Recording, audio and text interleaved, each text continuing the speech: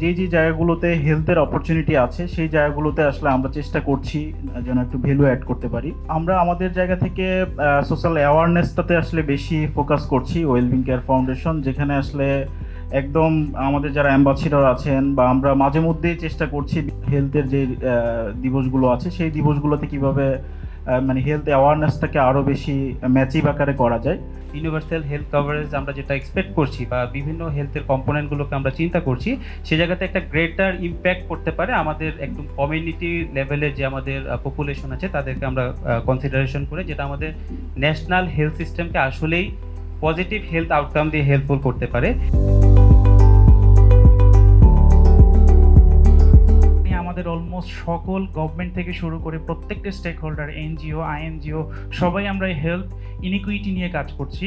Government সবসময় চেষ্টা করে একেবারে তৃণমূল থেকে পেশেন্টের ফিডব্যাক, কমিউনিটির ফিডব্যাক যেন স্ট্র্যাটেজি পর্যন্ত পৌঁছায়। তো সেই জায়গাটাতে আমরা আরেকটু এমফাসাইজ করতে চাচ্ছি কিভাবে কোর জায়গা থেকে একেবারে আরবান এবং রুরাল সাইড থেকে যাতে করে কমিউনিটির ফিডব্যাকগুলো একটা স্ট্রাকচার ওয়েতে পলিসি মেকার পর্যন্ত পৌঁছায়। হেলথ কেয়ার সিস্টেমকে যদি আপনি আসলে রেজিলিয়েন্ট করতে চান, তাহলে আপনাকে প্রথমত হচ্ছে এই যে সজ্জা মানে বেড বাড়ানো আর অ্যাম্বুলেন্স বাড়ানোর চিন্তা থেকে বের হয়ে আসতে হবে।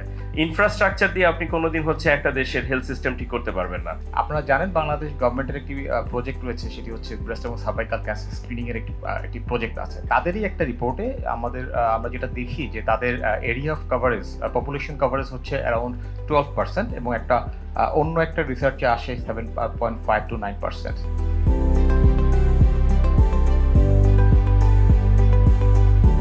প্রাইমারি হেলথ কেয়ারের সবচেয়ে নিচু স্তরে যে একটা কাজ করে সেটা হচ্ছে কমিউনিটি ক্লিনিক। আপনারা আশ্চর্য হবেন, কমিউনিটি ক্লিনিকে কাজ করে মাত্র 6 মাসের ট্রেনিং প্রাপ্ত একজন জেনারেল পার্সন।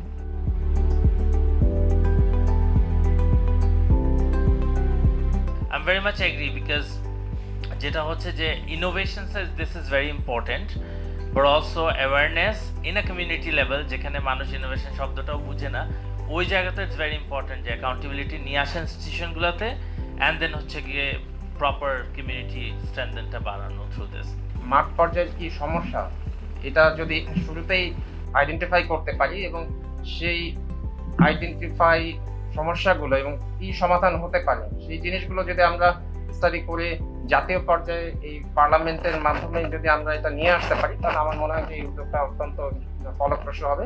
ডিপেন্ড করে যে এটা হচ্ছে যে আমাদের ওয়েলবিং কেয়ার ফাউন্ডেশন নিজেদের উপর, কারণ এটা যদি পার্লামেন্ট স্থাপন মানে একটা করতে হয় যে আমাদের একটা এক্সিস্টিং পার্লামেন্ট ইজ দেয়ার, এটার প্যারালালি মানে যে কোনো একটা ইয়ে নিয়ে আমরা যদি বলি যে এটা একটা পার্লামেন্ট, তাহলে সেটাকে কতটুকু মানে কিভাবে গ্রহণ করা হবে, কিভাবে ইনকর্পোরেট কোলাবোরেশন বা যাই হোক সেটা কিভাবে করা হবে, এটা আমাদের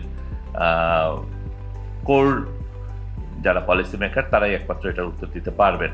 আমার পলিসি লেভেলে কি হেল্পটা করতে পারবে তারা, আমরা এটা কিভাবে ফর্ম করতে পারবো, কার কার সাথে কোঅপারেট করলে, ইস্যুটা কিন্তু আসলে এটা ছিল।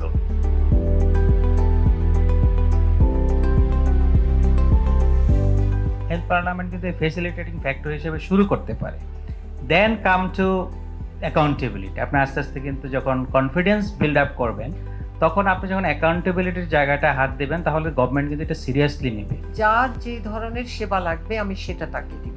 এখন কার কি ধরনের সেবা লাগবে সেটা জানার জন্য আমার দরকার ডেটার দরকার।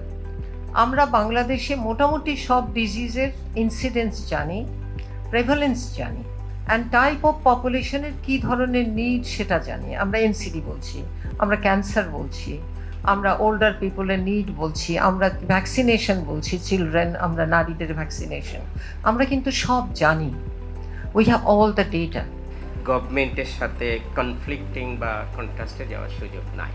সো প্রথমে এটাকে গভর্নমেন্টকে বোঝাতে হবে, কারণ এই ধরনের একটা প্ল্যাটফর্ম যখন হয়, আজকে আমরা কথা বলছি গভর্নমেন্টের অফিসিয়ালরা কিছু আছেন, বাট ওনারা সিভিল সোসাইটির মোডেই কথা বলছেন, ওরা তো গভর্নমেন্টের ওই রেসপন্সিবিলিটি থেকে কথা বলবেন না। এই পার্লামেন্ট দিয়ে কাজটা করতে গেলে আমরা যে প্রবলেমগুলো আলোচনা করলাম সেটার জন্য হিউজ কিন্তু একটা ফান্ডিং দরকার, সহযোগিতা দরকার। তো সেই জায়গায় আলোচনা হওয়া দরকার যে ওনাদেরকে আমরা হেলথ কেয়ার ফাউন্ডেশনকে আমরা আমাদের জায়গাগুলো থেকে, আমি একাডেমিশিয়ান হিসেবে কীভাবে সহযোগিতা করতে পারি, খালিদা বা খালিদাবাদ জায়গা থেকে কীভাবে করতে পারে, আপনারা কীভাবে করতে পারেন আর কি।